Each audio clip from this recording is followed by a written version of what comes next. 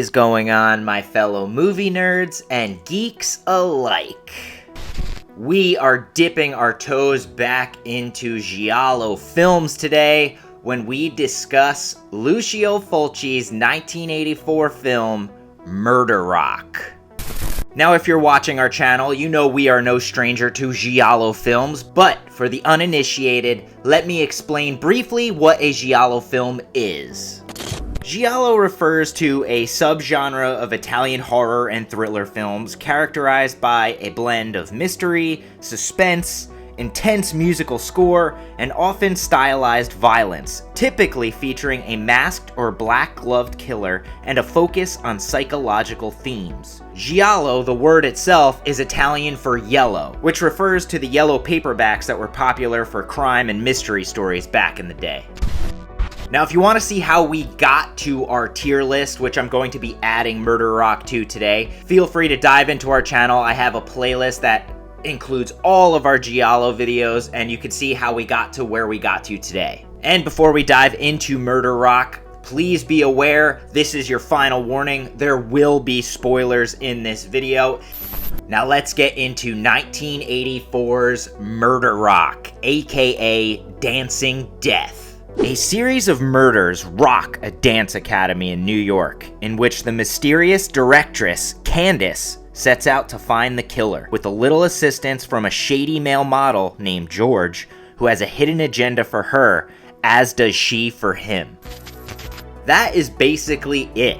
As you might expect, the film centers on a dance academy, and after one of the girls is found dead, the cops place everyone at the academy under suspicion, and when the murders continue, the police are given more leads to eventually track down the perpetrator. It's pretty much a straightforward Giallo. This directress, Candice, is seeing all her students being wiped out one by a mysterious black-gloved killer, which of course is a classic Giallo trope. As the movie is going on, we are seeing these young students being picked off one by one, as per usual. And in between these kill sequences, which are kind of few and far between and relatively bloodless, so if you're looking for, the Godfather of Gore to show his face, he's not really here. But interjected in between all these kills are so many ridiculous, over-the-top 80s dance numbers. Oh my god. It's clear to see that films like Fame and Flashdance were the popular films of the era, because it's like,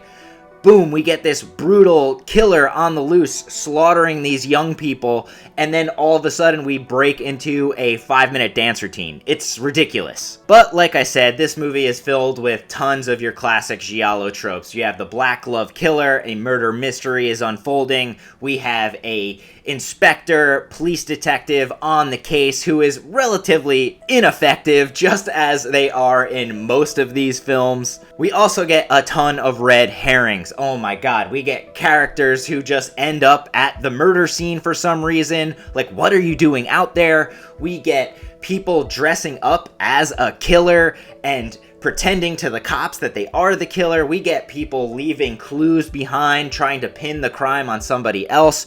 We get people even putting black gloves on and using the murder weapon to almost kill our directress at one point, even though for whatever reason, these people are never privy to how the killer is killing these people, so how the hell would they even know? Like, I love that kitschy nature of Giallo films, but sometimes in this one it is a little over the top and ridiculous, even for my taste. I think the most interesting character in this is Candice, our directress, because for some reason she has this kind of chip on her shoulder, which as the film goes on you do kind of realize why that is, but it's also like a huge spoiler and kind of gives away who the killer's going to be. And as the film goes on and she befriends this male model, George, we learn that Candice was once in the position of all these young people as like an up-and-coming dancer, young, ready to take the world by storm and become super uber famous. But at a young age, a guy on a motorcycle ran her over and just destroyed her leg. So she has now been relegated to being a teacher at this dance academy. So, spoiler alert, what a motive for a killer, right? And the funny thing is she's kind of falling in love, or at least getting really close to this male model, George, who she's been like having these like weird fantasies about, George, the reason she's fantasizing about him is because she recognizes him. He is the man on the motorcycle that ran her over.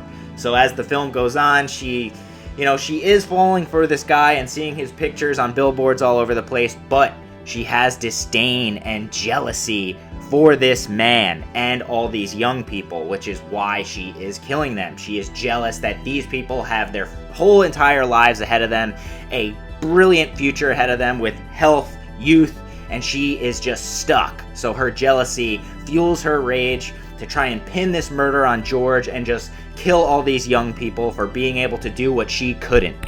So when he confronts her in that weird control room, and she's just like, oh, I knew it was you that ran me over. And he's just like, well, why are you trying to pin this on me? And she just like slowly kills herself with the hat pin as she pushes it into her own chest. And of course, the cops, who are slow as all hell, show up just at that moment. It's kind of like a weird ending. Her motivations were real. I completely get them. They're believable. And that's basically Murderock, man. A bunch of bloodless murders surrounded by an 80s dance music video. Holy shit, it is over the top, annoying, and kind of slow. Lucio Fulci's Murderock is often lambasted by both Fulci and Giallo fans, and although I can certainly see why, I've got to say that the film satisfies me personally, and I won't hesitate to label it a successful attempt at blending the tacky 80s stylings of dance phenomenons like Flashdance with the familiar stylings of the popular Italian Giallo. And even though I'm not exactly sure how they would have been received at the time, nowadays, it kind of stands up as an amusing slice of kitschy nostalgia, and this shines through in the convoluted but not well put together plotline. Even some bizarro out-of-character shots of a caged bird harken back to Giallo films from the heyday in the early 70s. I think the main reason why this film isn't liked by many fellow Fulci fanatics is due to the fact that it's relatively bloodless in comparison to his other work. The likes of The New York Ripper, The Beyond, Zombie, City of the Living Dead, they show the director at his gritty, blood-dripping best, whereas the kill scenes in this movie hardly feature any of the red stuff. That being said, they are still rather sadistic, as the killer knocks his victim out with chloroform before puncturing their heart with, of all things, a hat pin directly through the boobie. Still, it has nothing on the eyeball violence of Fulci lore in the past. The musical numbers are atrocious in true 80s pop style, while the dance scenes are rather boring and not what I particularly tuned into a Fulci film for. Fulci does find time to implement some gorgeous visuals, and the blue tint that accompanies most of the scenes gives the film a certain sense of artistic prowess. In fact, like, the dance studio itself is kind of sci-fi-esque. From the blaring alarm system with flashing lights as the doors are about to be locked at the studio, harkening back to almost like the self-destruct mode in the Alien films, or even like the computer control room, like kind of almost harkens back to like Mother from the original Alien film. It's very bizarre and very 80s. And speaking of like the artful eye of this film, there is a moment where our leading lady, Candice, is having like these dream sequences where she's dreaming of George, the male model, chasing her with the hat pin murder weapon. And it kind of harkens back to Fulci's like psychedelic moments he used in A Lizard in a Woman's Skin, which, you know, is cool because we did get a hint of old Fulci, especially at a time when he was just like essentially just throwing blood and guts in our face. Even though many of the film's elements are not brilliant, I still would rate this film as an overall success, as it's entertaining and kind of fun to watch.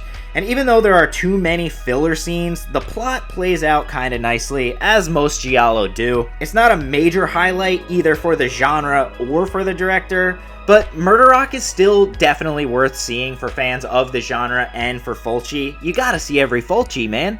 I think a really interesting tidbit about Murderock is that Fulci had originally planned for this to be part of a musical Giallo trilogy. It was originally going to be called a Trilogia della Musica, and it should have been followed by two more Gialli, one titled Killer Samba and Thrilling Blues. If you're familiar with Fulci's history, this was around the time when he was suffering from severe health problems. He had really bad heart, and eventually, obviously, the trilogy plans were completely panned after this film kind of financially flopped, which Fulci kind of blames on all the interjected dancing sequences that producers just pined for. It's clear that the producers saw the success of Flashdance and were like, oh my god, let's throw in a bunch of dance numbers in there. There's even a scene where like a woman is dancing on stage while water is pouring on her, which is literally ripped straight from Flashdance and just long and drawn out.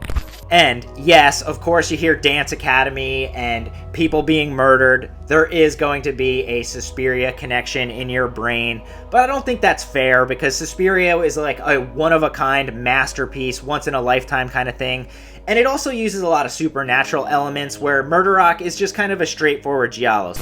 If you want to check out more about Fulci's history, definitely check out the documentary Fulci for Fake. But in Murderock, there is a moment where one of our victims is going to babysit this girl who is paralyzed in a wheelchair.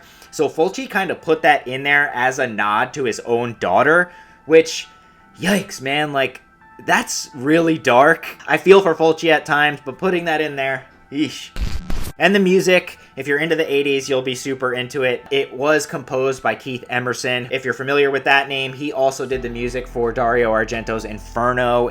I think my favorite element of this film is having those like Leonardo DiCaprio pointing at the screen moments. There are so many people in this film. You get Garetta from Demons in a very prominent role as like an assistant to our directress. And even the directress herself is Olga Karlatos from Zombie, the most famous victim of eye violence in a Fulci film ever. We also get that like handsome babyface boy from Tenebrae as a dancer in this movie.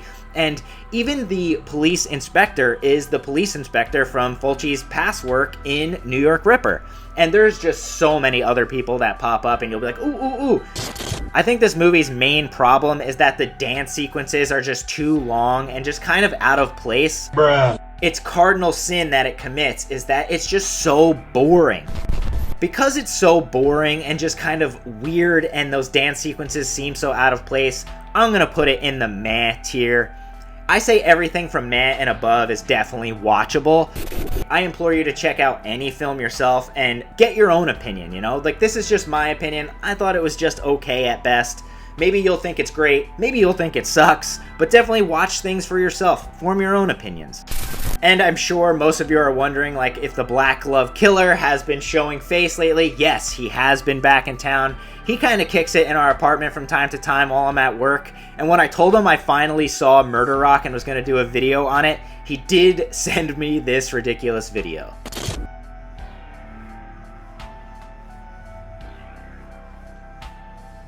What are you doing? Oh my god, Victoria. I'm so embarrassed. I'm so embarrassed. Oy vey. Fucking cringe central. He told me not to post that, but like, come on, man. Now that Vinegar Syndrome and 88 Films are going to be putting it out, a lot of people are going to pick it up just based on the fact that it's a Lucio Fulci film they maybe never saw. But I think it's going to like really divide the people who do buy it. There's going to be the people expecting to see the Godfather of Gore fucking blood splatter type of film and be disappointed. And there's going to be people that know that Fulci did great giallo work like Don't Torture a Duckling and A Lizard in a Woman's Skin and kind of appreciate Murderock for what it is. Just a straightforward giallo film. That does it for our discussion on Murderock. Do check out our other giallo films if you want to see how we, compiled this whole list. That whole playlist is down below on our channel. Thank you to the Black Glove Killer for finally coming back around and showing his face today. We will see you shortly with another video, I am sure of it. Hopefully we'll be able to keep continuing down the giallo path because we really love watching these films, and we love you guys for watching all our silly little videos. Always remember, the horrors persist, but so do we. Adios, guys. See you at the next video.